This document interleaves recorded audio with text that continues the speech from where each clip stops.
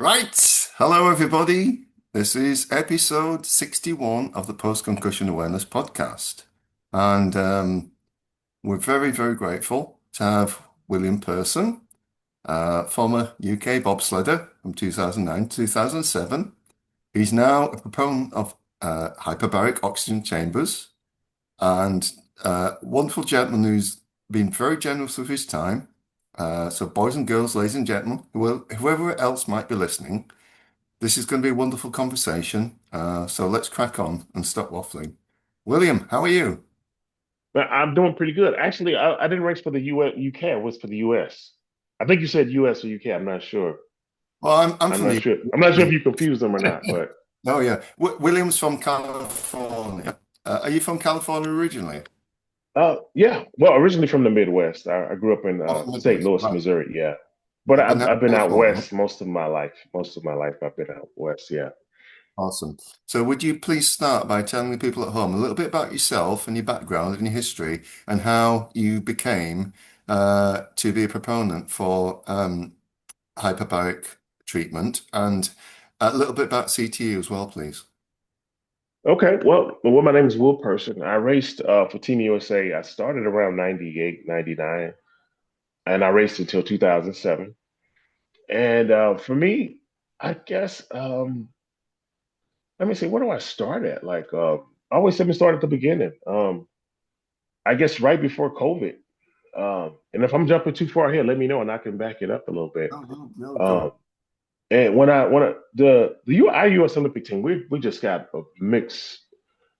If you ever meet any of the Winter Olympic athletes, they're such characters. These guys, like for example, we had Prince Albert racing from Monaco. He was out there with us. We had the Jamaican bobsled team from the Disney thing, when I was racing. So we had a bunch of eclectic nuts. That's what I always call them. And man, but what I noticed is when I left the sport, people began to get sick. I kept getting announcements that like this person committed suicide or this person's having a hard time, and a lot of the stuff was being kind of kept a secret, and you kind of find out by accident. It seems like. But for me, how I kind of got involved is one of my teammates, Pable Jovanovic, called me one day. He wanted to be a writer, and it's kind of like he was giving me these weird ideas, like he was writing about, and I would give him ways of tweaking it to make it really good for Hollywood. But what I know now, and I didn't figure this out until yesterday. This is how crazy the story is. The story he was telling me, it kept changing and it was getting a little weirder and weirder. And I thought it was creative writing. I just thought he was doing some creative writing. I was like, that's kind of brilliant, but that's kind of weird. And eventually he called me one day and he was speaking gibberish. I mean, I couldn't understand anything he said. He was going, I'm not trying to make fun of him or anything, but he was, and I was like, what? And he eventually got so frustrated, he just hung up the phone. Um, Now, my background is like I used to run treatment facilities for people with mental health issues. I even opened one of the first ever independent living transitional housing programs for teenagers. It had never been done before. So I wrote it, created it, pitched it to the state of Utah, and they opened me as a pilot program. And so, like, those are kind of things that's my passion, mental health. So when he called me speaking that gibberish, and I couldn't understand him, and I said, okay, I got to get him some help. And every day that passed, I sat in my apartment in California, and I didn't do anything, but I just kept saying it to myself, like I got to help him. And I really don't know how much time passed. That's how cloudy I was myself. Like it could have been a month, it could have been a year, could have been a week. I don't know. But one day I received a phone call that Pablo had went to his family's factory and he hung himself. And I felt so guilty because I didn't do what I said I was going to do, even though that promise was to myself to help him. And the guilt crushed me. And I just, it crushed me. That's all I can say. Eventually, I found out, like, I forgave myself when I realized what he really had. He was in stage 4 of CTE. Mm. And I couldn't help him because I needed help during that time period. Like I literally took the mattress off of my bedroom frame and put it in my living room, and I laid it on the floor, and that's where I stayed most of the time. And if I was able to get up, I'll get up. I would be on the couch maybe, but then I'll be right back down on that mattress on the floor. I couldn't go to the restroom. For the faint of heart, I'm sorry, I apologize, but I had a big jar I just would keep there, and I was in survival mode, Yeah. and I was so far gone that I didn't even realize it. Like I would get lost in my own community. Like at one point when I left the Olympic team, like my dream car was a Porsche. I always wanted a Porsche 911. And I said, I'm never going to be able to afford that car. I saw it in the movies when I was a kid. And then when I left Team USA, I said, hey, wait a minute. I can afford that car. And I got one and I loved it. Man, I had that car for about 16 or 17 years, I believe. And I just got rid of it recently. But I got to the point where I was afraid to drive it because I would be cloudy. So my routine was when I wake up in the morning, I had a little book next to the bed, and it's a little blue book. It would tell I had to look up what the day is. Like I didn't know what any of my days were. Mhm. I couldn't tell. A Friday and a Monday and a Sunday were all the same days to me, Yeah, yeah. and I didn't know what month I was ever in. I always thought it was January or August, and I was like that every day until I started using some more hyperbaric oxygen. That's when it kind of changed a bit. But before that, oh man, I was gone. I was lost. And then I started talking to my teammates and realizing that we were all dealing with the same stuff, except some had it more. Some people had Parkinson's. There was aneurysms, and the more homework I did, like that's why I'm so happy to hear from you with you being over in England because it's a global issue. Yeah, it Like is. it's happening to all the Olympic teams. Oh, yeah. But yeah, so all you guys, if you look at go talk to your Olympic bobsled athletes, not even just all your guys who slid. Go talk to them, and I'll guarantee you'll see that darkness in their eyes. Like I can see it now when I'm watching these NFL players, and when they talk, I can see it now. Like I know what I'm looking at now. It's the way we talk. It's the way we process stuff.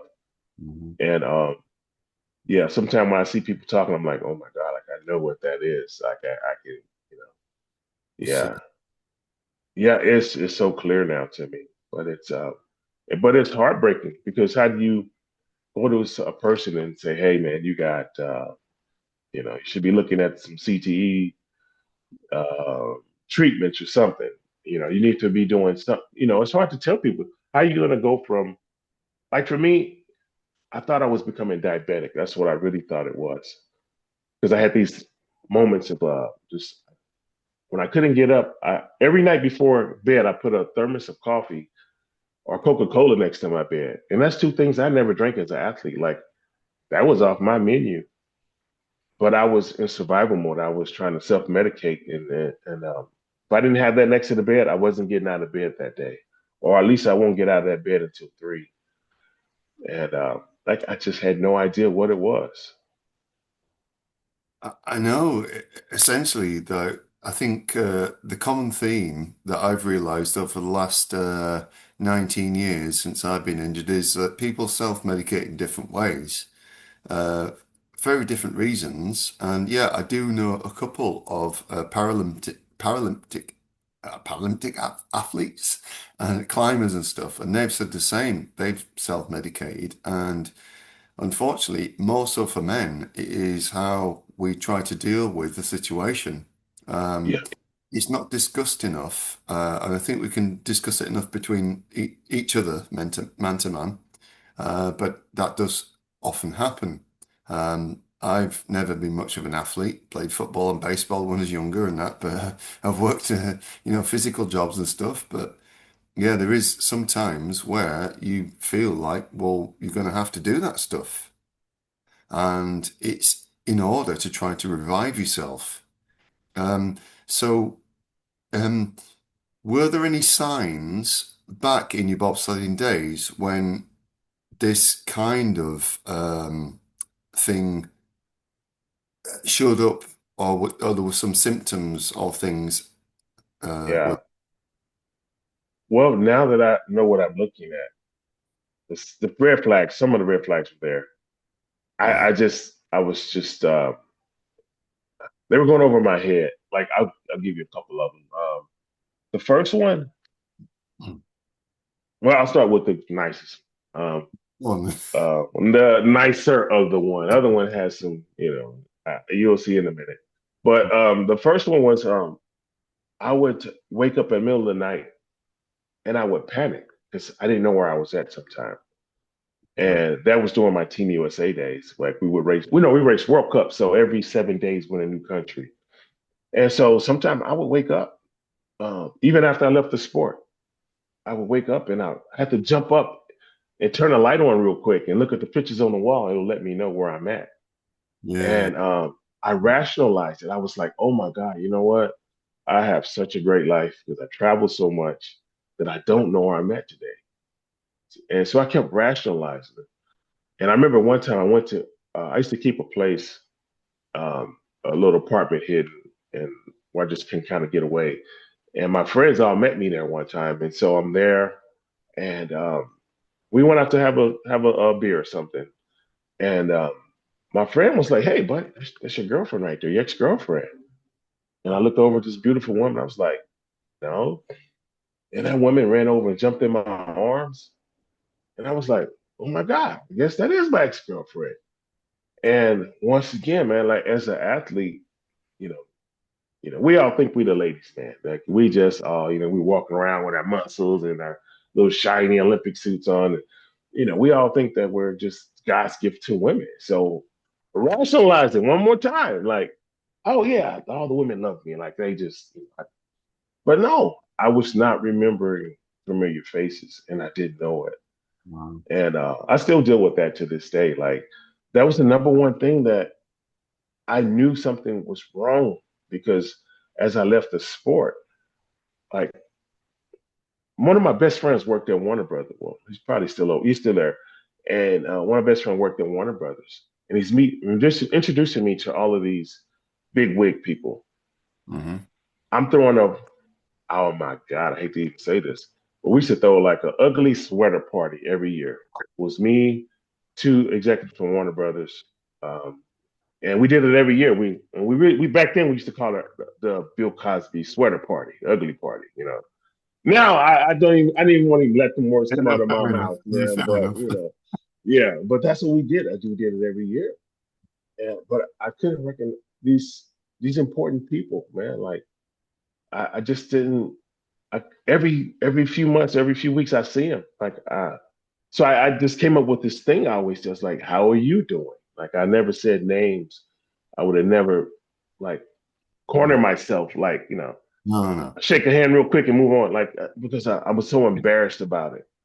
And it took for an athlete in Canada. She sent me this video.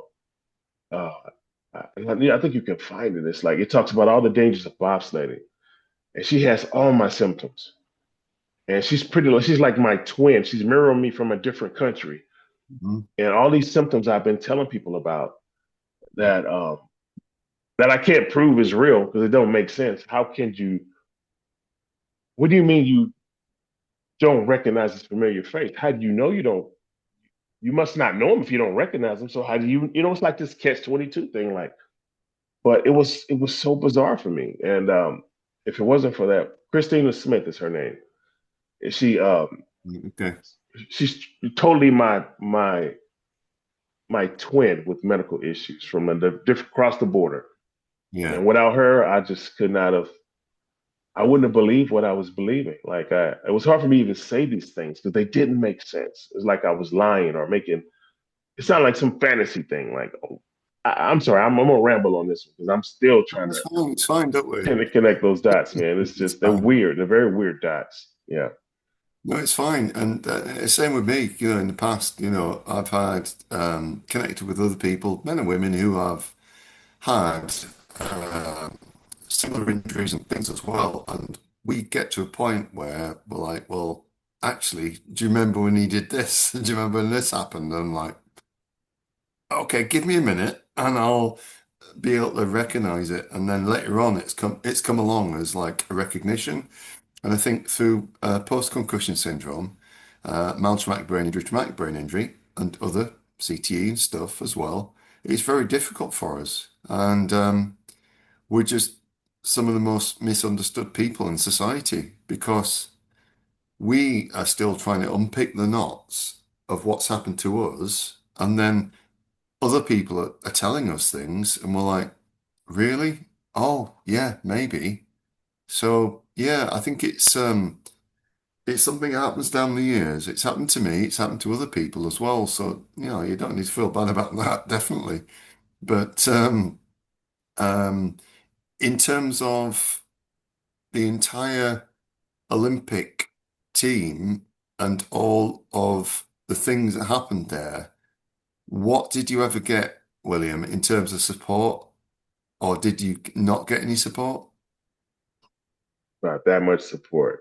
Yeah, zero. Yeah, about that much. Yeah. Yeah, and that was one of the like when I saw people were suffering, I started making phone calls. I'm just thinking, and there were some things that were put out in the media by some athletes that were currently racing. Like one of them said, I was reading between the lines. She was like, she apologized to her partner and her friends and her teammates. She said she hasn't been herself lately, so she had to go get some help from her concussions. Okay. And that apology about not being herself, I'm like, oh, she must have been snapping at people. Because that's one of the first things you start losing that temper. You don't understand. You're arguing with people over things that Hmm. you would never argue about. Yeah. And I was thinking, oh my God. First of all, I was like, there is help for us, number one. And number two is there's help and they're not talking about it. Like, why are only some people chosen to get help? And Um, then that's what disturbed me the most. well, That's that's what, a very contentious question. One we struggle here within the UK more than anywhere else. Here in the UK, it depends on the type of area you live in. I grew up in Bradford in England, which is one of the poorest cities in England. But other people have grown up in more affluent, middle or upper class areas, have got help all they needed. It's just been offered to them. Here, I could not get any help.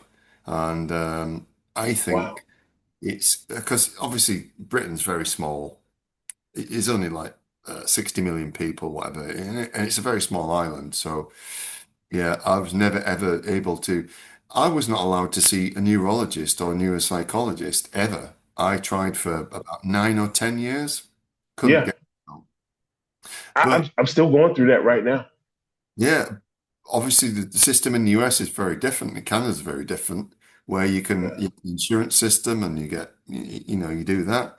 But here it's based on, like, I call it the postcode lottery. With like we have postcodes which you call like, and it's bad here. Uh, I've not been able to get that, so I learned to help myself. So also in terms of relationships through this time as well. Did you have like personal relationships or were you married or with a woman in this time where things were difficult for you? Or Yeah, actually, yeah. Um, and, if and you I, can't I share guess that, no, it's fine. no, I don't mind at all. Like, All right. I do a TikTok station where like for me, when I found out about hyperbaric oxygen, um, I found out from Joe Namath. You remember, Joe Namath, the football player? I'm He's not one of the most famous football players. He's a throwback, way from this like NFL. NFL. yeah, NFL, yeah. Okay. He put out a series of videos that he used hyperbaric oxygen to reverse his symptoms. Mhm. And so I had already done all my homework. I've been trying to see doctors. And even to this day, like I've taken like I don't know how many bobsled rides I've ever taken, but we took between between 1, 6, and 7, between 1 and 6 rides per day for 4 days a week, probably Okay. for maybe 4 to 5 months of the year Mhm. for 9 years. So I literally have hundreds and hundreds of rides down that track. And I've never seen a doctor at any point. Like when we raced World Cup, my first crash was in St. Moritz, Switzerland. The guy sitting behind me was knocked unconscious. Oh, shit. I had really bad vertigo. And I remember Blimey. what they told us to do. They sent us back to the hotel and they told us to watch each other, make sure we don't go to sleep. So I'm not sure if I'm supposed to watch him because he'd been unconscious. Or how can I watch him? I can't even sit up in the bed without the room spinning. So I couldn't watch him. And he can't watch me because he's already been asleep on the ice. Like and so that's the problem with the American system with concussions. Like they Yeah. just make it seem like, okay, yeah, you're gonna get a concussion, you're gonna sit still for a couple hours, maybe. That's even if they catch it. But there's sometimes I've been going down, I went down that track and there was an article written by the New York Times called Sledhead. And it literally talks talks about a lot of the symptoms my teammates were having before they committed suicide. Right. Okay. I literally read that article one time and I thank God all the symptoms missed me. And my girlfriend said, "Hey, wait a minute, buddy." So when you said relationship things, like that's one of my problems with relationships. Like I'm gonna throw my girlfriend on blast right now. She's from New York, and man, she's on the phone with her family. They're a loving family, so they just be they're loud, man. It's just like it's killing me. Oh, because the phone. So Oh. yeah, so if you look at my glasses, they're slightly tinted. Mm, I'm sensitive to smells, lights, and sounds. yeah. Can't. So I bought this lake house in the Midwest, and I told my girlfriend, I'm going back. Like we were really talking about breaking up because I couldn't take the noise. Mm, And so I'm back there, and I find that article, and I read it. Like I said, the article's called Sledhead, written by Matthew Futterman. That guy he saved my life too. He's probably played a huge part in saving my life. I love that have you guy. got them? Yeah, Matthew Futterman. Um, Right. Let he's me a write writer for the New York Times. Yeah. Okay. And that article that he wrote, it was just brilliant. It shed the light on everything. Even though, like I said, I read the article and I thank God that all the symptoms missed me. I sent that article to my girlfriend. She circled some stuff and she sent it back to me. And the first thing I saw was noise sensitivity.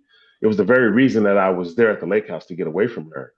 Okay. And then when I went down that list again, I went like, oh my God. I checked almost every box on that list except Parkinson's.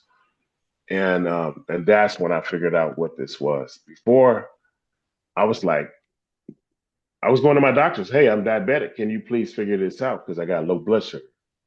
And they just kept telling me for years, no, you don't have that. But she was the one who really helped save my life. Like it wasn't for her, I wouldn't have connected the dots already. No, Even though they were printed on, that's it pretty much beautiful. had my name on it. And I just, it was, yeah, it's the weirdest thing. No, that's beautiful. God bless her. And Yeah. you have to have, yeah, you have to have somebody there sometimes to tell you or to show you something. It must be difficult. So how do you feel going forwards now? I know Jennifer said you do an hyperbaric every day if you can. Yeah. Um, and that's good. That's great that you can do that. How do you feel going forwards? Have you like made other changes to your diet and like supplementation and things as well? Please tell us about that. I started with that.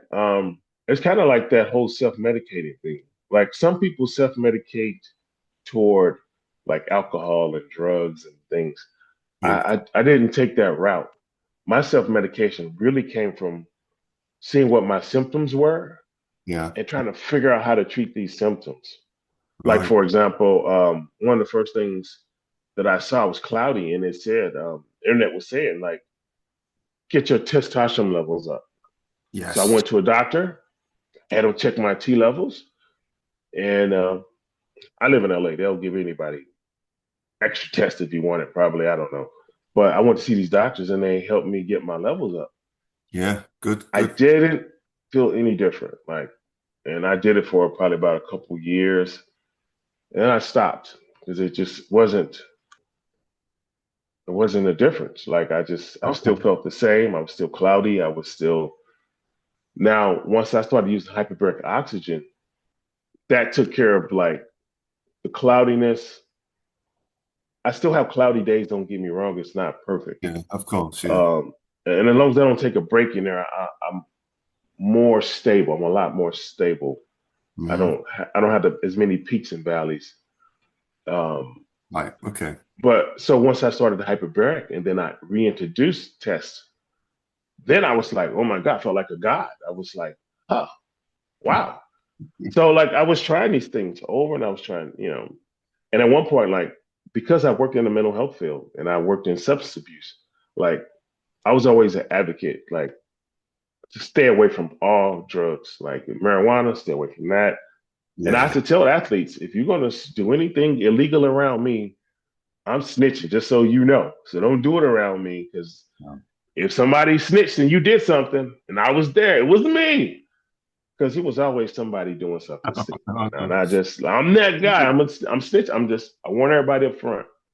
And so the truth of it is, when I started getting at my lowest, I had to find something, and I didn't want to get on drugs that was going to uh, have me addicted to something. No. And so I tried THC for the first. Well, I don't want to say the first time. I tried it when I was way too young as a child. I tried it once or twice. But I started using that, and it really would save me because it kind of sedated me, allowed me to just kind of relax. And all of a sudden, I had this. I was really battling this crippling anxiety like I'd never had before in my life, and I've had hundreds of clients like because I was in the mental health field, and I knew they had anxiety, but I didn't know that's what it felt like. And like now that I know what it felt like, I'm like, oh my goodness, like it's poor people. Like back then, you know what it is, but you don't know. Once you get to feel it, it's like a whole nother level of just evil, man. I don't know what that stuff is. How do they create it? I wish I could bottle it, man. I wish I could bottle that stuff somehow and just, Yeah, I bet. And do you know what? In terms of mental health as well, in the past, yeah, I always suffered with anxiety and depression, but it was situational depression mostly, the anxiety. But at one time, I put my trust, maybe 20 years, put my trust in the medical health system here in the UK, which was not good for me. And then I got out of that and learned that, well, actually, nature has the best solutions. yeah, So I learned about cortisol and adrenaline levels being too high, especially I've got fibromyalgia. So that was like, okay, well, actually, um, why am I unable to sleep properly and then waking up so tired and in a lot of stress? And it was like, well, actually, yeah, you can take rhodiola, ashwagandha through the day. You can have different things. You don't have to use. I mean, I never used marijuana, never used anything like that.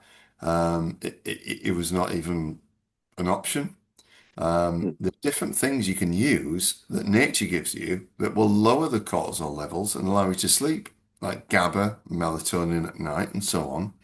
mm, So I just think, well, like you said, there's always a natural route. A lot of people do self-medicate with like drugs and alcohol and other things and psychedelics and so on, yeah, but it yeah, never really helps you. It will never really help you.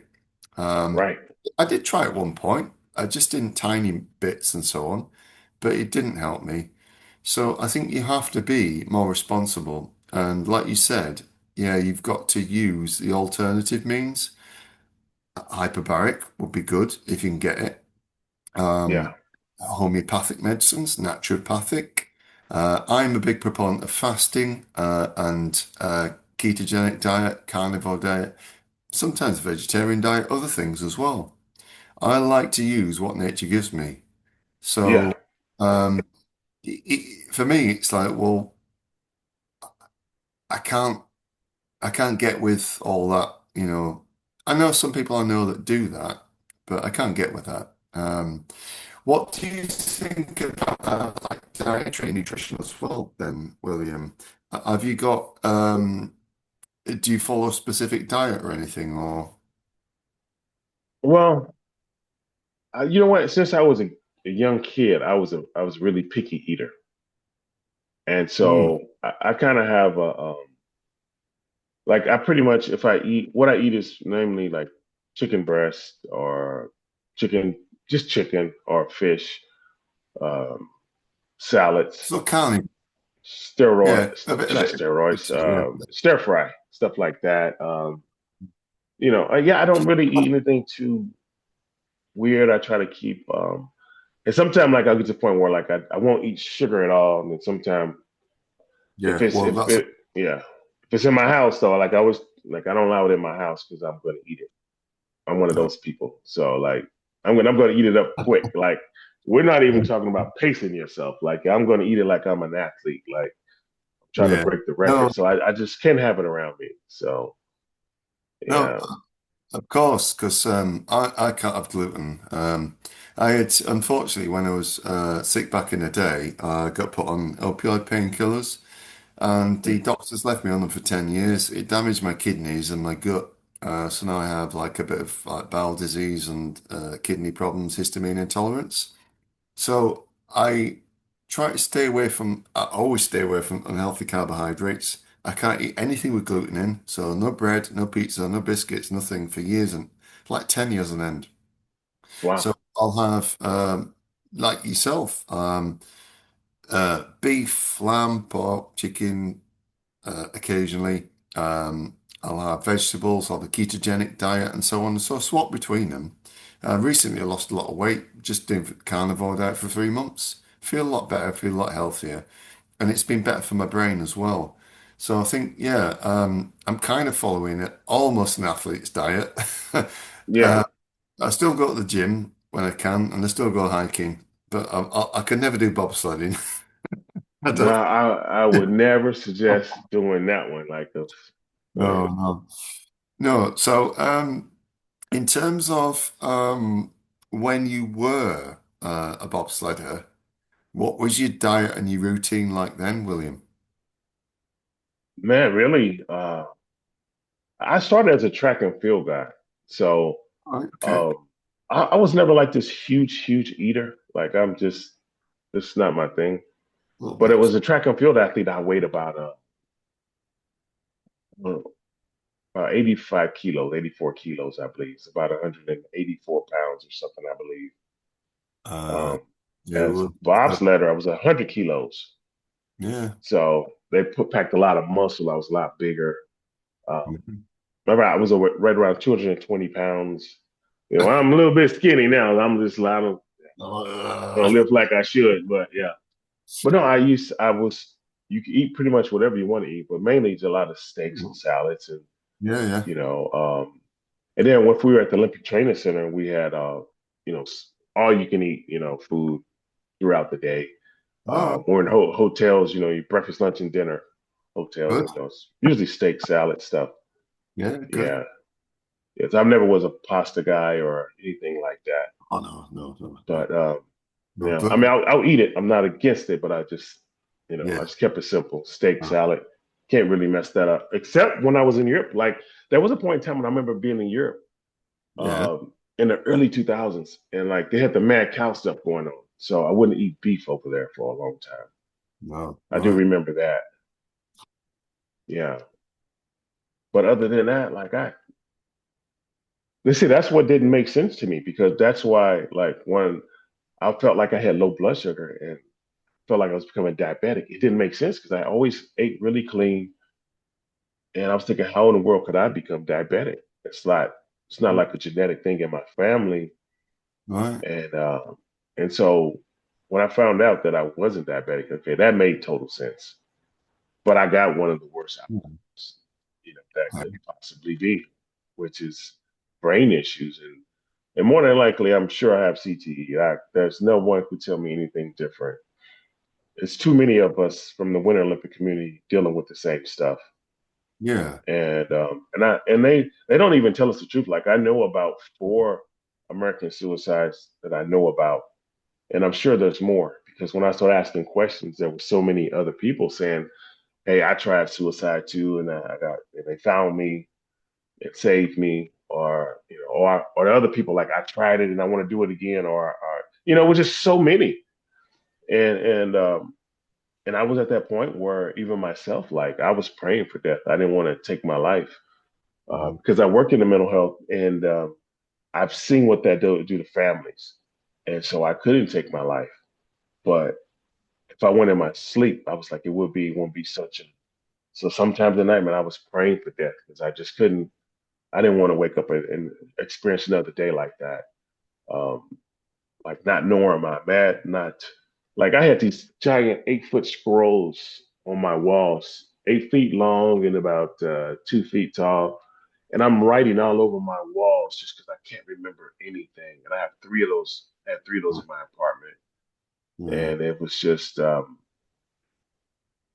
like I figured eventually that light was going to go off all the way and I won't have any control over what happens to me at that point. And that was just, and I remember one day, and this is, I hate to even say this one, but I was literally praying for like to get pancreatic cancer. Like, who does that? You know what I mean? It was that bad. I was Yeah. like, because So, people I know who get that is quick, and they take you out, and then it's yeah. and Don't worry. who prays for that? You know what I mean? Who's Brother, don't worry. wishing that on themselves? Yeah, Yeah, don't worry, brother, because we've all done that. Anybody in this position has done that at some time, and then we've retracted it later on and gone, no, actually, I won't want to do yeah. I definitely didn't want to do that. It's that. like, No, because yeah, you're just gone, aren't you? Right. So, are yeah. you able to talk a little bit for people at home about your time in mental health profession and mental health care as well, please? Please tell us. Absolutely. Man, when I was in college, I took an internship with the parole board, Right. and I found out there were kids on parole. Like I didn't know that was a thing. How could a child be on parole? Yeah, And yeah. so that's kind of how I got started in that industry. So wound up working in mental health. Hmm. I worked at this place in San Joaquin County Mental Health. It's the first mental health facility west of the Mississippi River. So once you leave St. Louis, you can drive all the way across the country before you find help. Okay. And so I cut my teeth at that place. And so I got to see all the extreme behaviors, like from, let's say, depression, bipolar, schizophrenic, up to the criminally insane. Sometimes Sure. they will come through for evaluations. It's kind of that place. If you see somebody doing something weird on the street, the police will pick them up and they'll bring them to us to evaluate them. So yeah, Yeah. that's kind of where I got started with the mental health, and it's my passion. Um, and So, how many years of experience did you have working in that area? I Uh, would say, you're let me still think. doing some things? I'm not very much now, Hmm. only because I was a director, like, and I ran facilities and I owned them. So, Right. Okay. like for example, like if I worked in sometime I worked in places where we might have had a riot. I'm the one that went in to put that riot out. I was always the mild mannered guy, the real calm and cool one. That's just I've always just yeah, that was me. Right? But now like my mind doesn't fire quick enough for me to find the things I need to say, you Okay. know. And so I figured I would be putting myself in danger or other people in danger. And so I don't work those like right now. And that's one of my biggest problems now. Like before I had great insurance. And now that I can't do that work anymore, I have the worst insurance. Like my primary doctor sent me to see uh, two different neurologists. And when they found out my teammates died from CTE, they all told me the same thing. They're like, we can't help you. Don't come here. Find a specialist. There's no specialist. And so that's another reason why I had to file the case because there's no help for anybody here. And if you look in America right now, um, we get a mass shooting once or twice a week. There's Yeah. somebody running around with a gun. Yeah. And I was in court. Matter of fact, the last time I was in court, see, there's a what do you call that? There's a court settlement on the table right now for us. I represent 642 Winter Olympic athletes in court right now. But the settlement is just it's the worst thing ever. All they want to do is evaluate us. So imagine your child is sick, you have a sick baby, and you take it to a doctor who's only going to evaluate the baby, not going to treat them, and not going to tell them what they need to get better. Mm. And so I'm saying, where's the point of this settlement? Like, this is no good. So my lawyers have teamed up with the defensive team lawyers, and Yeah. they're telling me that's the best thing for us. And I'm thinking it's not going to help anybody. Who would go to a doctor who's going to just poke and prod them? And so that's where we sit at right now. And so what I learned is I said, you know what? I know what's helping me. I know what's kind of brought me back. I'm going to offer the same service to other people, and I'm going to do it for free. And I'm going to show these guys. You can't just throw us away. I'm going to No. make a way. And the problem is, I have one chamber right now. I have one. Uh, but if I get cloudy, if I don't use it, so I can't bring a lot of people in just to use that one chamber. Because if it breaks, I'm done, and the movement is over. There's no one else out here kind of pushing this forward like I am. Mm. I had some people reach out to me a few weeks ago. They want me to help with legislation in the state of California um, for our military people, our veterans, to get this free treatment, like not Yeah. Mm. to make it accessible through the insurance. Yeah, of course. So yeah, so while we wait on insurance, I want to already have treated 10,000 people. That's what my goal really is right now. So it's Beautiful, man. yeah, and it's crazy. Like for me, I can't make this story up. Like I was so cloudy and confused for so long. This company, Oxy Health, let me use their chamber for free. So I went in and I tried it. And if you see my glasses are tinted, right? Yeah, of course. It's Yeah. not. I'm sensitive to the light, so I had to. And so I go into the treatment. I'm in there for 1 hour, one stinking hour. And when I came out, I sat down on the bench to put my shoes on, and I had this flashback of me sitting down at the bobsled start. Waiting on them to tell us to come out the house to get ready to slide. So we're there getting fired up, and because we're about to run outside and it's -40, and I got on this spandex Olympic suit that you can see through. So it's like I'm like so we just getting fired up. And so when I got out that chamber and I sat down, I was all pumped up again. My muscles were pumped up. I was like, what? What is this? I didn't know. I was like, yeah.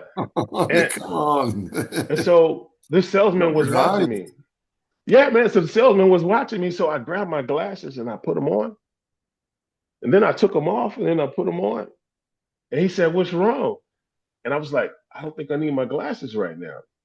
And he's like, oh, you one of those. And I was like, okay, here come the salesman. He's finna sell me. Here we go. But he was right, man. Some people get immediate relief, Yeah, of but course. some people need like I think about 40 to 50 sessions within 30 days. Hmm. And so they call me the Peter Parker syndrome, like from Spider-Man when he got bit by the spider. Yeah. Like they still, Yeah, I yeah. just found out, I found this out a month ago. They told me, yeah, we still tell your story. You're the Peter Parker guy, you know. And so for me, like it was something that changed my life in an hour. And I was clear. I wasn't cloudy for 6 days. I could see colors again. And Yeah. they Beautiful. allowed me to come back. The next week I went back, did it again, and then I was clear for 9 days. And I Wow. was like, oh wow, this wasn't a fluke. I thought it may be a Oh, fluke, no. maybe it was psychological, maybe I was just tricking myself. I didn't know. And no, Well, man, I was clear as a bell. well, And maybe it was a minor miracle and you just realized that and followed it and went with it. I would say definitely it's a miracle because I still use it. Like I have one in the back room now. Mm. Um, but there was one point in time where I said, you know what? I've been over 100 dives now. Joe Namath, when he did his, I think it was about 100, 120. And I said, you know what?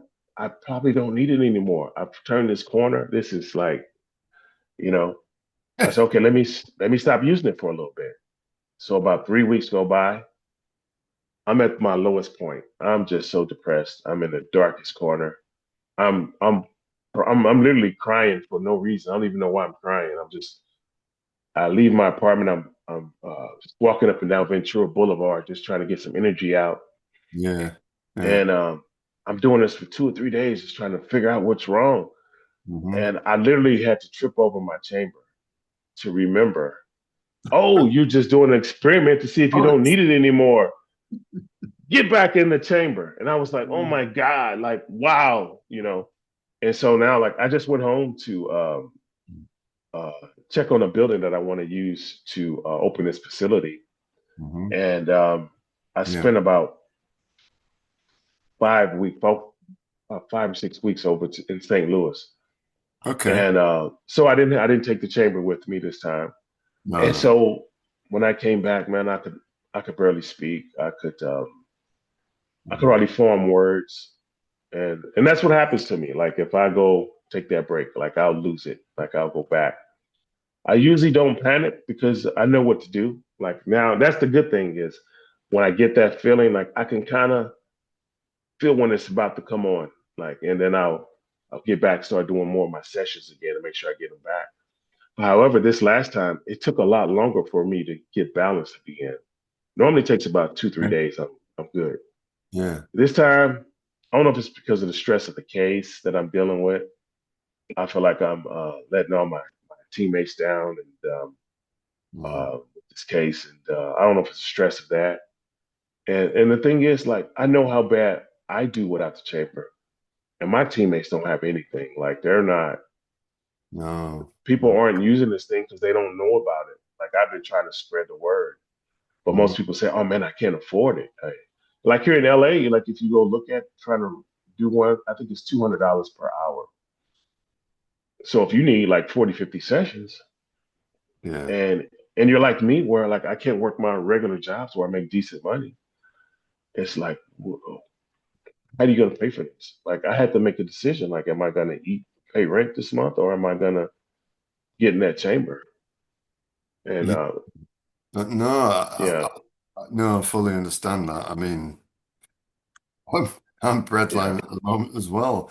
Do you want to tell people, William, a little bit about your fundraising efforts, please, and what you're trying to do in order to make this hyperbaric more accessible to other people? Yeah, absolutely. What I'm doing is very simple. I have a crowdfunding now, and I I'm going to open it in the Midwest because the real estate in the Midwest is cheaper, way cheaper. Like I Yeah, could buy 10 buildings out there before I can buy definitely. one in LA. It's kind of like that. And so my dad, he just retired. He has this old building, it was his roofing company. It's so big, it's like it's three addresses in one. So I want to buy that building from him. Uh, I need to raise a little money so I can build it out so it's nice and clean and medicals, set up for medical equipment and stuff in there. Oh And yeah. and so my fundraiser is just a simple fundraiser. I'm trying to get people to donate until we start getting our uh, till my 501(c)(3) is ready, and then Hmm. we'll start going to corporations and companies. But I'm really just trying to save lives. Like I'm not sure what all the media you've seen in St. Louis. I mean, I'm sorry, in America, but like about the last week that I went to court, um, there was a shooting that week. There was a gentleman who claimed he had CTE. He went to the NFL office in New York and he shot up some people in that building. He never made it into the NFL office. He was in one of he Holy. killed people before he got there. I'm not sure if you saw that one. And I No. was telling the judge, I was like, Your Honor, this is exactly why we need the treatments. Yeah. Because No. once that mind, think about it. Most people with CTE symptoms, they're very depressed. Yeah. Um, and I'm Well, speaking for as myself. Like if you'll take your own life, and that mind switches, and you're violent, you want to be violent, you're going to take other people easily. If you'll take yourself, you more likely you'll take other people, and that's what we see a lot in America. So this gentleman, I mean this person, I don't want to call him a gentleman because I don't really, but he killed four people in that office, and then he killed himself, right? And he left a note. The note said he played football and he believed he had CTE. So please check his brain. Um, so I was telling the judge that I was in court that week, and I was like, Your Honor, this is what we're trying to get ahead of. We're ignoring these things, and they keep happening over and over and over. And then after we left the courtroom, I didn't know how much I could say. I tried not to overwhelm the judge. But when we left, we were on the courtroom steps, and I was telling people, like, if you look at all these NFL players who get in trouble, like they're killing their families, they're murdering their friends, they're killing themselves. Mhm. I said, however, those aren't the ones I'm afraid of as much. It's our military people. See, when Uh, they get around those compression blasts, it's the same thing as getting the same symptoms as what the um, Bobsledder, the CTE. It's all the same symptoms, same treatment. So why can't we get these guys when they're coming back, get them into treatment to kind of unprogram some stuff to release that stress on that brain? yeah. And um, and so I told them, I said, guys, we're going to be a wave of military murderers coming here if we haven't already started to see it. So Yeah. that was that week. The following week after I made that statement, I even made a video. Matter of fact, you can check my video. I'm not making this up. No. It's a video. I made a video and I posted it. I made it the day before court. I talked about the military murderers coming, and so that following week, a guy in Montana went in, military guy. He shot up a bar. He killed 4 people, and right now he's still hiding in the woods. They can't find him. And then the following week, another military guy went in and he shot up his commanders. And so these are the things that we really have to get ahead of. Yeah. And if the treatment is all the same, like, see, since I've been going through this, I was forced to learn about the other conditions. It wasn't my intention to learn about the veterans and all that. But once I saw it's the same, and I'm like, we have to help these guys too. Yeah. So if I can get my military guys coming through, uh, my athletes, and the truth is, I don't want to turn anybody away. I want to get to the point where, like, there's these women. Like, I met this lady one day, and totally random. Um, she was a customer of a friend of mine, and she was telling me about these symptoms she has, and I was like, wow, that lines up with my symptoms. I said, were you an athlete? She's like, no, never. I said, did you hit your head? You never hit your head or anything like that? She's like, no. And we would talk for about 30 minutes. And then she told me, oh, one time I went snowboarding with my son and I fell backwards and I hit my head and my arm seized up like this. Yeah. And I Okay. was like, boo. I said, I know what this is. It's I know what this is. I said, well, you should. And I gave her all the signs. Check into the chamber. I said, I'm not a doctor. I said, that's what I deal with. I got it the same way you got it. And just check into it and see if it'll help you.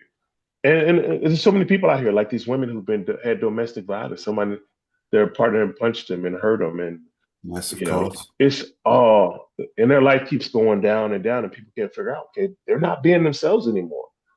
Well, No. we had a problem in America when we get a concussion or brain injury, where they don't treat it at all. It's no treatment. They just say go sit down in a corner. Hmm. And that's the only part of the body I've ever heard you get an injury to. And they say don't do anything. And so my goal is to get ahead of that, guys. Like I've the writing's on the wall. Um, and like there's even so many other things they treat with that chamber. Like years ago, I don't know if you remember this song. Are you a Jamie Foxx fan? Oh, I like Jamie Foxx, yeah. Okay, back in the day when I first came to before my Hollywood days, before I really got here, I was doing a movie called Jerry Maguire. I played football players in that movie. I played like 6 different players. Yeah, yeah. And I was a really fast sprinter. So they just like to watch me run fast on camera. That's what it was. And so I worked with like Cuba Gooding Jr., Tom Cruise, and stuff like that. Yeah. And so years later, Jamie Foxx had this song come out called Blame It on the Alcohol. So his team called me and they were like, hey, Will, at that time I was doing stuff at the Sundance Film Festival. I was somehow I became the guy between Hollywood and Sundance. If you needed a talent, I Hmm. usually knew somebody who can get to somebody who can, get you who you wanted. Oh yeah, yeah. So that's what I was doing at Sundance Film Festival when I left Team USA. And so one day Jamie's people called me, said Jamie needs some alcohol sponsors for this new song. I knew Patron. They were friends of mine. Just happened to be friends of mine. So I put Patron in that song. So, what was that song? Blame it on the I'm in the Alcohol. zone, blame it on Patron, whatever. I forget I that's the whole thing. I can't Yeah, remember that's lyrics. I it. can't That's hard. it all. Yeah, Yeah, yeah, yeah, yeah. yeah. So I put those guys together. And so fast forward. About I'm gonna think about a year and a half ago, they said Jamie might have had a stroke or something. It was in the Mhm. news. He was on Right. a set with Cameron Diaz. Which I actually know Cameron. I took Cameron on a bobsled ride back in 2005, I believe it Nice. was. Yeah, she probably slapped me if she sees me again, but she wasn't too happy about that ride. But Give yeah, it so he was on the a- set with her, and I guess he had a medical condition. Okay. So I called his camp. I said, hey guys, I said first of all, do not tell me if Jamie had a stroke. I don't want to know if that's what he had because I don't want to be the one who leaks this information. I No. said, but if he had a stroke, No. I said check hyperbaric oxygen. I said, look at the study on it and get him in there immediately. They said if he had a really bad one and he's in a wheelchair and you get him through there, you'll probably be walking with a cane at worst. I said, but more than likely he'll be back on his feet, but you got to get him into hyperbaric oxygen. And I Yeah. said, don't tell me if that's what he had. I don't want to know. But because we have so many leaks in Hollywood and people be mad at you. And I'm not saying he used it or not. I really don't know if he did or didn't.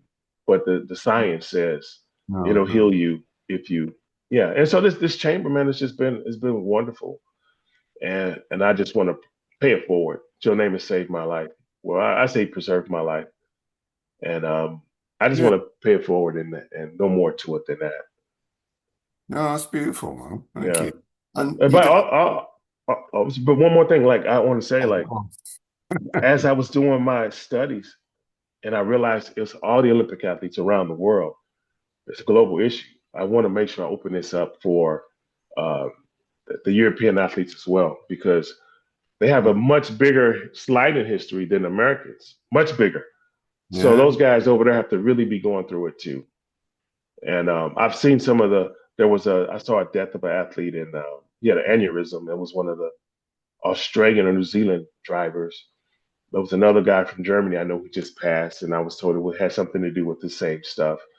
And I'm sure there's a heck of a lot more because it can't just be us and the Canadians. It's everywhere. So my goal is to really save lives. I don't want to be paid for doing it. That's not my incentive. I don't. Matter of fact, I'm going to be donating my house uh, until we like. If I get the equipment first, I can start it at my lake house. Problem is, I only have 3 bedrooms, 2 baths. I can only accommodate one or two people. But if I Yeah. open up the big Oh, business at the building I have in St. Louis, it's about 40 miles away in the major city. I can yeah. accommodate probably 10 per day, 5 to 10 per day once we get moving, Yeah. and that can equate to 15, at least 1,500 per year, minimal, Hmm. minimal. Yeah, No, that sounds really great. And what's your dad's name? my dad's Philip Sounds Philip Person. good. My dad, That person. He sounds yeah, great. yeah. So your dad's going to support you through this journey as well, isn't he? And Man, my dad saved my life. He's the one. Like, hey, exactly, how much dads are time the do you have? best. How much time do you have? I got another story for you if you want to hear it. If you do you have Yeah, time or I know. I lost my dad about 2.5 years ago now. His final bout of oh cancer, but oh he was just the best one for me ever. I haven't got any family left now, apart from I've got my son, who I don't get to see very often. But yeah, but my dad yeah was the best, and dads are the best always. yeah We always had that connection.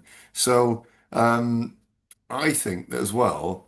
You should tell people a little bit about. You can only tell as much as you want to do about the court case that's going on and stuff, mhm, and how you're going to kind of use that to feed the future in terms of your projects and things. So please feel yeah. free to share as much as you want, Well, but don't. how much time do we have left? Oh, plenty. We can talk all Oh night. Well, let me talk about my dad because this part is very important. Yeah, yeah. This is Come very very on. important. We can My talk my as long as you want, William. okay. Well, Oh, my dad's a minister, right? He's a minister. is he? Yeah, his father was a bishop, and his father was a bishop. So I come from a lineage of. Well, that's Matter of good. fact, we have a church in St. Louis that my grandfather built in the '60s. When Oh, that really? was like, yeah, Oh, my grandfather was a businessman. All my family members, they were business people, and yeah. But one day I was in St. Louis, and it was during COVID. My sister um, wanted some cabinets in her house, new cabinets. So I yeah. was there, and so I called my dad. I said, "Dad, go to the store tomorrow, pick up some new cabinets." My dad was a general contractor. He said, okay, I'll meet you at the store in the morning. I said, okay, great, great. So what I did is I have a system. Like when you're dealing with CTE things, like one thing that I try to teach other people. I Yeah. become this. They tell me I'm a CTE guru, but I'm not. I'm just learning as, Oh, no, you don't and need this. yeah. But I found some things that help. Like for example, when I come home every day, I put my keys in the same place, my wallet in the same place. Yes, of Uh, course. my toothbrush, like even things as simple as hygiene, like I make sure that my toothbrush is sitting out. Otherwise, if it's not out, I can walk past it and never think I ever had one. Like it's my brain will, if it's one of those bad days for me, it'll shift on me. You've got to do that stuff. Yeah. Yeah, yeah. And Yeah. so when my dad, he's like, okay, I'll meet you in the morning. So I take my wallet and I go put it in my car in the garage. So in the morning, all I have to do is throw on my clothes and be ready to go. So I get up. So in the morning, my dad calls me. And Let's see. okay, okay. So my dad calls me. He's okay. I'm ready. No, I've got to put some lights on because it's getting dark here. Oh, okay. There you go. It's evening time here, so I just put some lights on so I can still see what I'm doing. Oh, there you go. Yeah. Sorry, carry on. No. Yeah. So my dad calls me in the morning. He's Dad like, sounds, your dad sounds awesome, by the way. "Well, let me finish the story first before you say that, man." No, he's awesome. He really is. He saved my butt. No, go on. Um. Regale. So, so the one problem with CTE is, like, if you tell people, like, I have a time um, finding words, or I walk into the room and I can't remember what I go. Most people say, "Oh, I do that too." Oh, You know, oh, we're going down the rabbit hole here now. yeah, yeah. Everybody's gonna tell you the same. Oh, yeah, me too. Me, like Oh, no, oh, it's not the same. oh, Exactly. Yeah. oh, And so I happen to be in St. Louis, and so when he calls me in the morning and says, "Okay, I'm ready to go," I said, "Okay." I go to my car. My yeah. wallet's not there. I put the wallet there the night before. It's not there. I go back to my room. I look for my sister. I ask my nephew, "Did y'all see my wallet?" They all say, "No, haven't seen it." I'm thinking like I put it in the car last night. So I go back to the car. It's not there. I go back to my room. I'm literally walking back and forth. I don't know how long, maybe 40 minutes, looking for this wallet. So now my dad calls me. He realizes I haven't left the house yet. Oh, Okay. he's livid now. He kind of upset now. He's like, "Man, you got me wasting my time. I'm at the store. You still haven't left yet." Like, my dad doesn't hold his tongue. He's like, So I was like, "Dad, I don't know what happened, man. I put the wallet in the car last night, so I will be ready in the morning." So as I'm telling him that, I'm walking to my car. Yeah, yeah, yeah. And right when I tell him, I said, "I put it right here last night." And when I looked down, the wallet was right where I left it at the night before.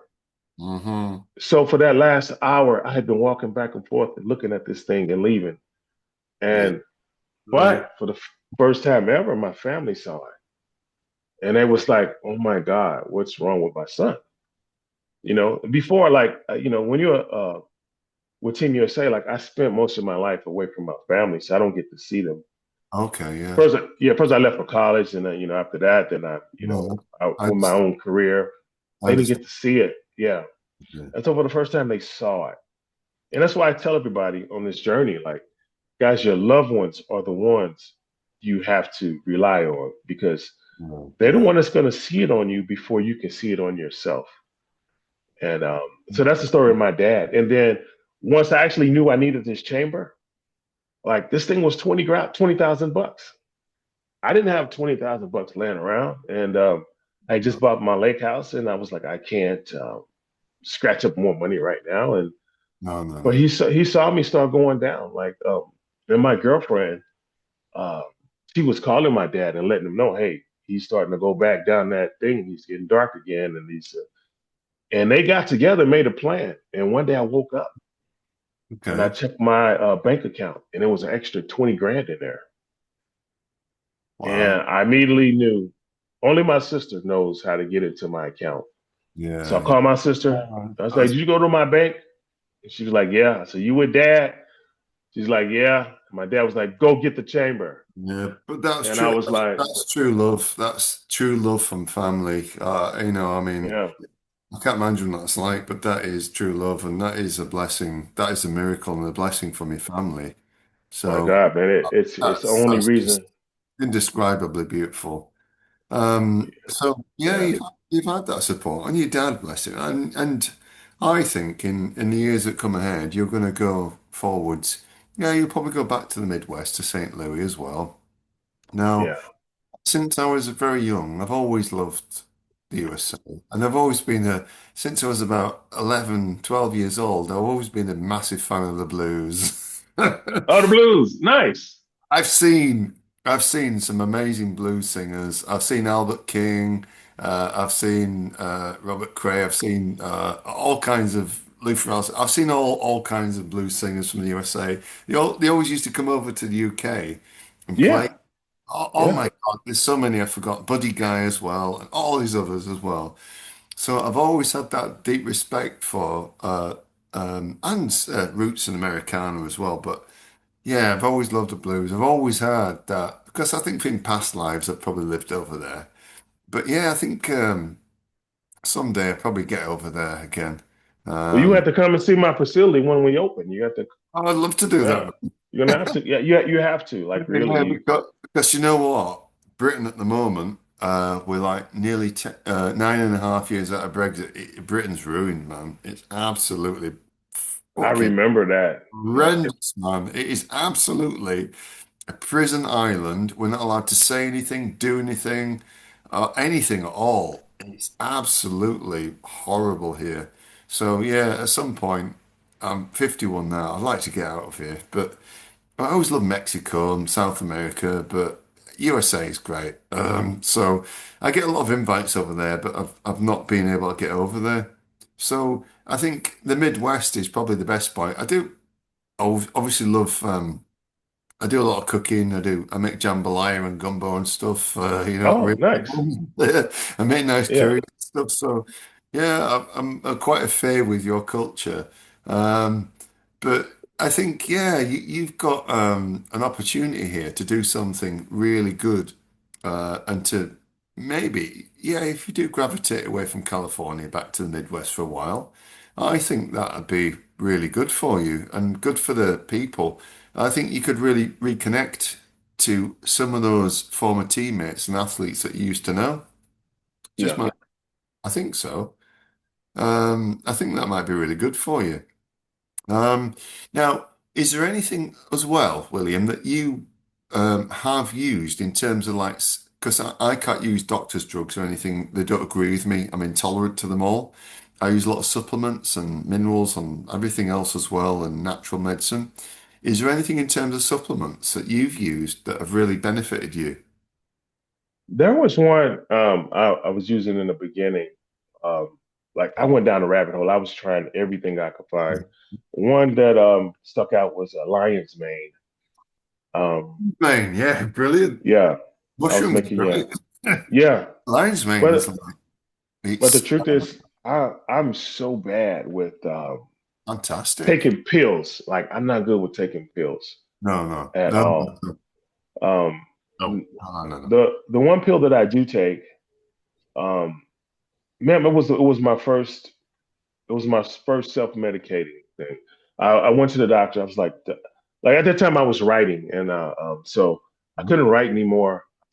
Couldn't focus on anything, and Right. I was like, that's like, do I have adult ADHD or something? Like, what is this? All of a sudden, I can't focus and stuff, and Okay. so I went to a doctor, and they started going down the rabbit hole, and they prescribed me Adderall, Oh, and okay. uh, and that Adderall. It's like speed, Yeah, isn't it? Like amphetamine. yeah, it was time released. And so it would give me these buzzes, like I was high and I didn't like it. And I was No. like, I just, Oh, and no. then, and I tried it off and on for, man, like, I don't know, maybe a couple of years.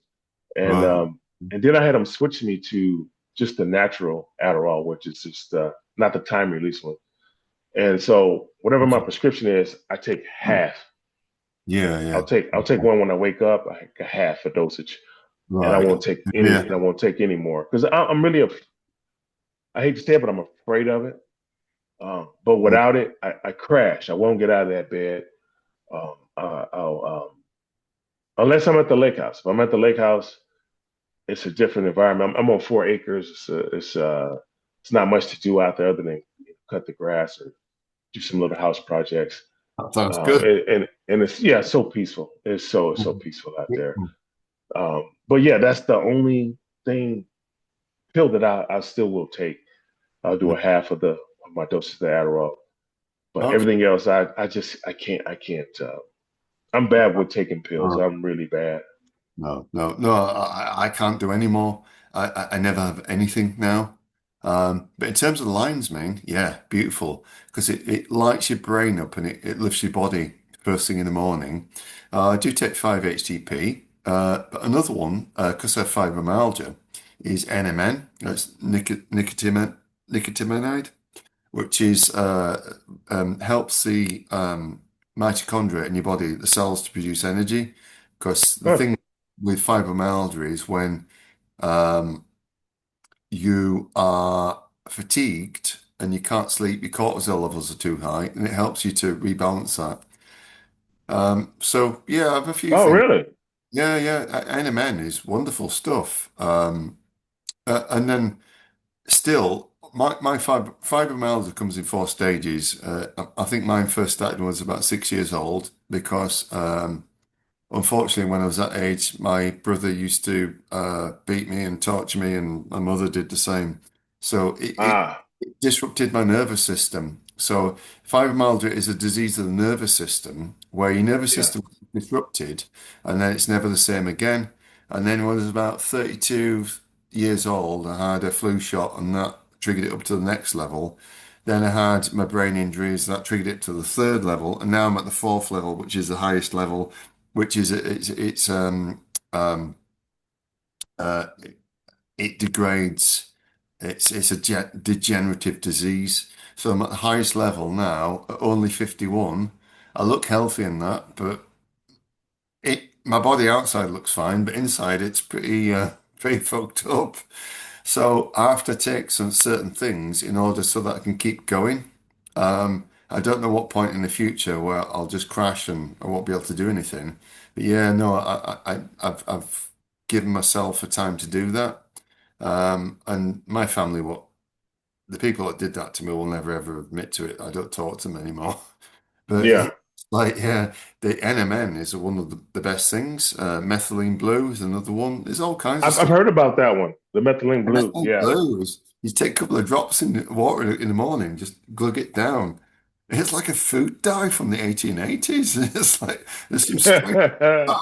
I know there's some really strange stuff out there that's like actually can help you. So yeah, I think well, all these years, 19 years now, I've been dealing with PCS. I mean, I'm lucky. I've never been that bad that I've had CTE or anything like that. But all these years I've been dealing with it, I've learned some really careful tricks and things.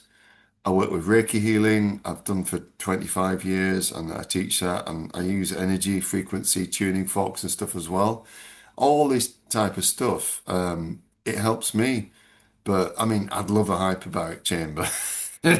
I was That, about to say you have to try it. You have to try yeah, it. well, It's someday I might do. But yeah, anyway, that's just because of where I'm here as well. So, as well, have you got any more plans? Uh, I don't know if I saw this correctly, but you have any plans to start a trust or a charity or something to do you good work in the future, William? yeah. I have a paperwork right now. It's out there for my 501c3, so I'll be an official charity Um, Awesome. yeah, and like I said, my only goal with that charity is to raise funds to provide uh, just a complimentary treatment so that people could, Brilliant. you know, yeah, because some people like I try to play devil's advocate a little bit. Like, let's Yeah. say you try the hyperbaric and it doesn't work, right? Mhm. Well, you didn't spend 20 grand to figure that out, No. you know. However, if you come to me and you need to try it, you try it and you see it's working. Now you know what angle to go to, what direction to head to find your own, or to continue using mine if possible. Hmm. And so that's kind of what it's really about. It's just to provide that relief. It's like I said, for me to get a relief within 1 hour of being in that thing, it Yeah. just makes no sense why it's not available to everybody. And like if it wasn't for my dad just writing that check, I literally I laid in that floor uh, after I knew I needed this thing, and I couldn't afford it. Like I couldn't. I just Yeah. bought the new house. I just don't have another 20 grand laying around, and like I was literally about to lay there until I couldn't lay there anymore, and my dad stepped in with this chamber, and man, the rest is history. And Yeah. but Yeah. but the good thing is like not only that, like now once your family understands what this thing is, people know to kind of keep an eye on it a little bit better. And Yeah. and I haven't lost enough of my faculties where I really need them to, so per se, which is good. But I'm really praying that those days don't come back, and No. and I go back down that rabbit hole. It's such a dark place to be in. And I remember I was just there, just like I said recently. I went home and I came back cloudy, so Yeah. Yeah. it took a little bit longer to calibrate again. Matter of fact, as I was finally rebalancing, caught COVID, man, and then now I can't get back in the machine, because when you have sinus pressure, if you Yeah. try to get in there, you can't clear your ears and stuff. So that pressure is too strong. It feels like somebody takes a knife and they're sticking it into your brain. And Wow. so, yeah, it's like if you when you get on the airplane and you know you have to clear your ears a couple times, that's exactly what you do when you get in the chamber. And Uh, and so, yeah, you got to clear wow. your ears. If you can't clear your ears, there's no way you can stay in there. You're going to get out within 10 seconds. So last night I'm still a little bit sick from the COVID, like the sinus pressure. So when Yeah. I tried to get in there, and that pressure just was like, it's like your head is being crushed. Yeah, but yeah, you can feel it right in the sinus areas. It Yeah. feel Yeah. like your head is being squeezed, and so Yeah. then so when it happens, you can't stay in the chamber. It's like you get out, you have to wait till this illness passes, and then you can get back in there. So hopefully, I can get back in there soon enough before my symptoms revert back. But I'm not too concerned because I know Well, what to do now. Yeah. yeah. What I've suffered with sinus pressure all my life. I think it's like a hereditary thing as well, and I know what that's like. So yeah, I imagine when I go on airplanes, well, I haven't been on an airplane in many years. I haven't had a holiday since 2007. Uh But oh. I know, man. Ooh. But when I go on an airplane, I can feel it building up and that as well. I'm like, and then I have to do Yeah. something to relieve it. So yeah, I understand. Yes. Yes. Hyperbaric chamber. Yeah. No, I'm gonna have to look into that more over here. So right as well. Um, before we go on to the end of the podcast as well, William, would you care to tell people at home where they can find you on social media so they can look you up and get engaged in your causes, please? Oh man, that's a beautiful thing. I always forget to even talk about that type of stuff. Well, Um, I appreciate you so much. I had a website that'll be ready in the next probably couple weeks. It's called One Man with the Chamber. awesome. Um, I tell every, and the reason why I picked that name is like when Joe Namath went through his treatment, he had a team of doctors. Um, and he said it reversed the symptoms, but he never told us what his symptoms were. He never told us what they did.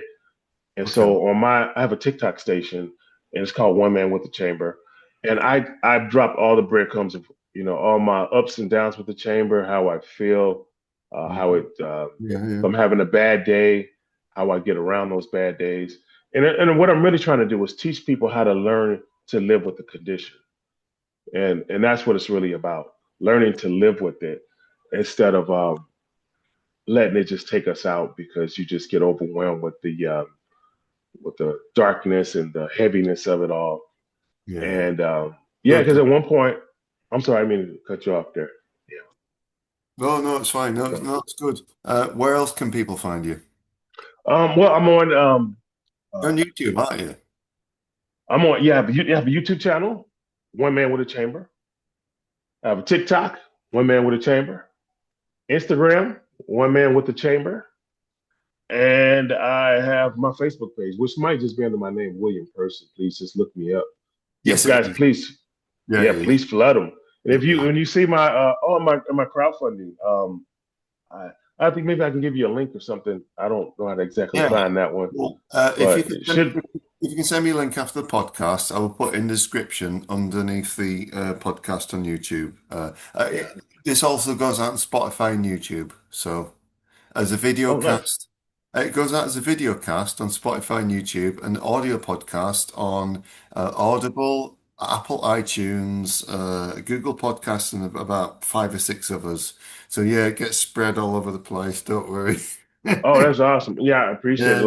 Yeah, I, I'm literally like, if my goal was to raise 400,000 or 500,000 so I can open up the big building. But the truth is, I can start right away. Like if I raise just even 50, 60, 70,000, I can start at the lake house and start treating people right away. Um, beautiful.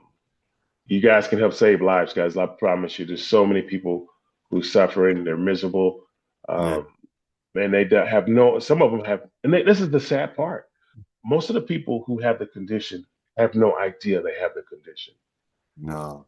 and then they're just starting to do these bizarre things. Because once it kicks in, you're gonna start to see them do some things that's out the norm, and that's the goal, is to catch everybody before they get there. And if you catch them, they're already there. It's not a simple thing. Come take a nap in this chamber. That's what I did. Um, and I'm praying to God that it works for everybody the same way. But hopefully I'm hoping that everybody else gets the permanent relief. I hope I'm the only one who goes backwards. I hope there's nobody else with mine, but I know what to do Oh no. to get around it. So, um, but yeah, guys, please help me spread that word. Please share my crowdfunding. Please donate, guys. If it's only $5, $10, everything goes to just saving. We're just saving lives, man, and especially here in America, you just keep seeing all of these mass shootings. They say 60% of the people that's in prison right now Mm. um, have had traumatic brain injuries that have not been diagnosed or haven't definitely haven't been treated, because No. we don't treat those here. No, that's a very specific conversation I've tried to have over the last few years, and I've written some articles on one of my old websites about this. Is same here in the UK, William. A massive majority of inmates in prisons and penitentiaries and so on have had multiple brain injuries, and they are committing offences, and they've done this because, unfortunately, and they're self-medicating everything else because they've been through that. So it's the biggest taboo. It's a massive elephant in the room on Yeah, both sides of the Atlantic, all around the world. And unfortunately, it's mostly men, some women as well, but it's mostly men. And yeah, this is what we've got to deal with. And unfortunately, it goes totally unrecognized by psychiatrists, psychotherapists in prison and everywhere else. And it's just not even recognized. It's not even seen. So thank you for bringing that yeah, up. And I yeah. would encourage everybody to, if you can, give a couple of quid, or a couple of dollars or whatever to William's cause. That would be fantastic. I'll put It, some it, in the show notes underneath as well, because my podcast is totally free and unfunded, and I don't do that. But if you could help William, that would be great. So, William, have you got any final words that you'd like to say to people at home before we um, say good night? Yeah, Is absolutely. First of all, I want to thank you again because the truth is my case is so huge. It's yeah, such a huge case right now, yeah. but it's totally being swept under the rug.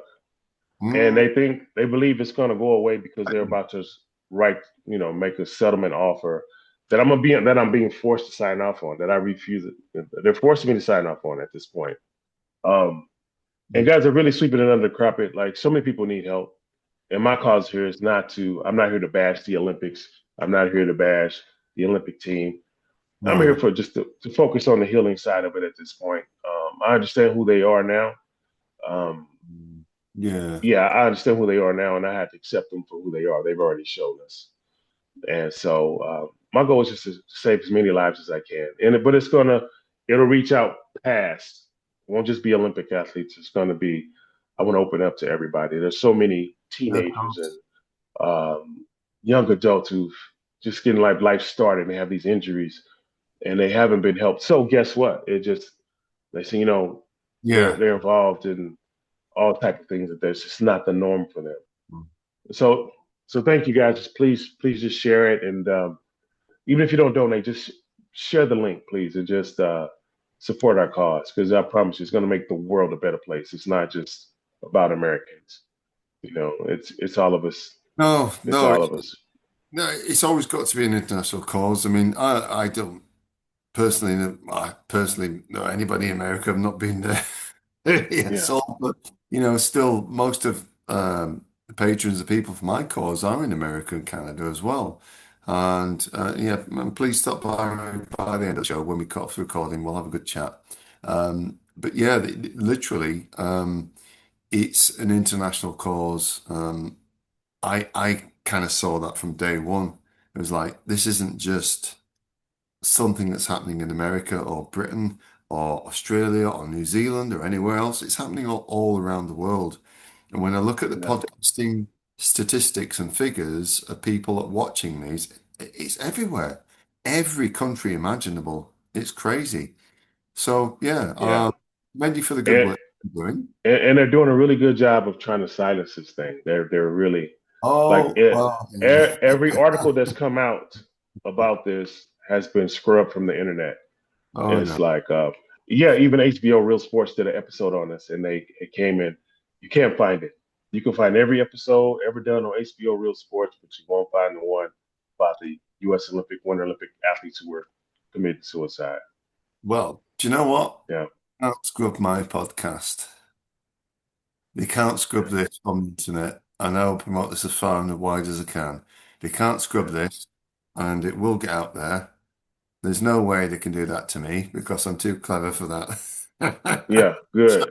Anyways, um, it only remains from William and myself to thank you all for watching at home tonight. This podcast will go out tomorrow, Wednesday. And on Thursday, we've got Kim Berkheimer and Ben Beeman coming on as well. So two in 1 week. Absolutely blessed. So it only remains for us to thank William so much for coming on. And we will see you very soon, episode 52. Good night for now. Have a good night.